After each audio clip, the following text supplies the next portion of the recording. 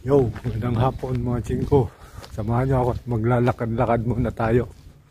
Walang magawa sa bahay, puro na lang computer. Kaya ito, lalabas muna ako. Maglalakad-lakad muna. Dito na ako sa may labasan. Yan, medyo malamig pa. Kanina madaling araw, umulan na naman na snow, kaya malamig ngayon. Dito na ako.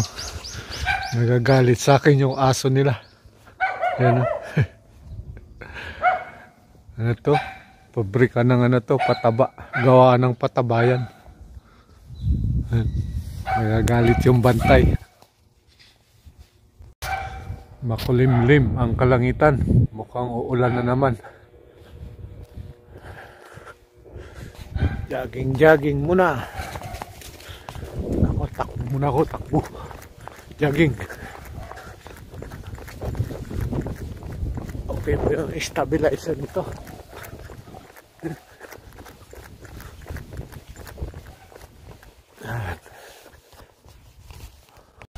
Nako. Yung mga bawang nila. Wala nang takip. Tinalis na yung mga takip ng iba. Iba meron pa. Yan o. Bawang. Madilim na. Yan. Dito tayo. Yan.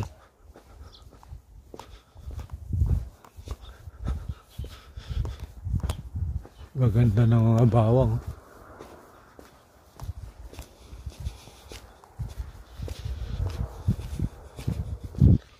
Inalis na yung takip. Ibig sabihin, ano na yan, magsa-summer na. Pero malamig pa rin. Ano? Lalaki oh. Basta pag tinanggal na nila yung takip, makikita mo lalaki na ng bawang. Biglang lalaki pag wala na yung takip. Ayan oh. Tataba. Alaga kasi sa ano yan, pataba. Eh, dito pa naman, oh. Gawa ng patabayan. Yan.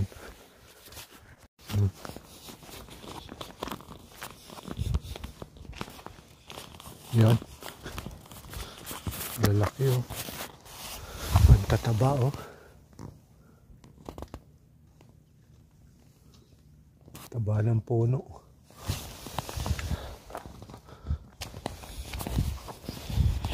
Ito naman, ano yan? Ubas. Wala pang dahon.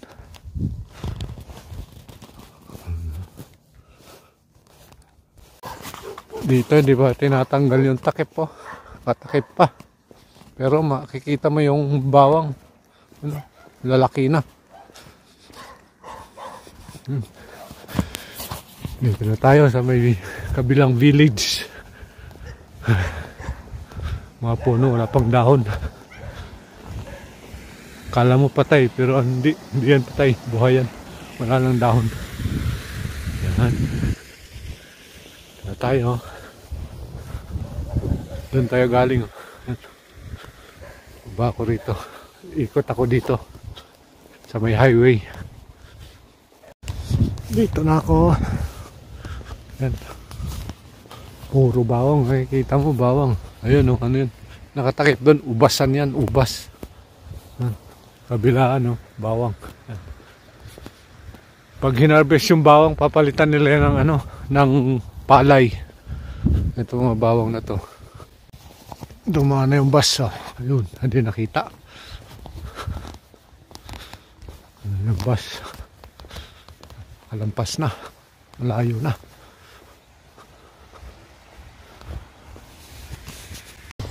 Yun. Dito na ako sa highway. Ang oras natin ay alas 6:30 na. Yan. Liwanag pa.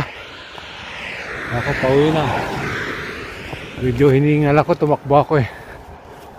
Dito na tayo. Hingal. Dito ako galing oh. Pauwi na ako. Yun, andito na ako. Pasok na sa amin. Lapit na.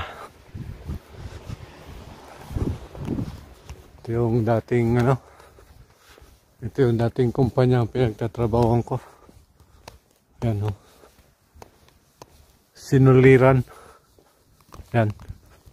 Andyan si Amo. Mukhang nag-overtime si Amo. Yan. Diyan ako dati nagtatrabaho. Trabaho ko dyan, taga-forklift. Nagpo-forklift ako dyan. Andyan yung Amo. Tapos lumipat ako dito sa tabila. Yan. Yun, nandito na ako. Malapit sa amin. Ito, paliko na ako dito sa amin. Medyo hinihingal-hingal pa ako. Dahil jogging ako eh. Sarap ng pakiramdam. Kapag exercise. Ito, andito na ako. Papasok na ako sa amin. Yan. Nakakahingal din. Pero ang sarap.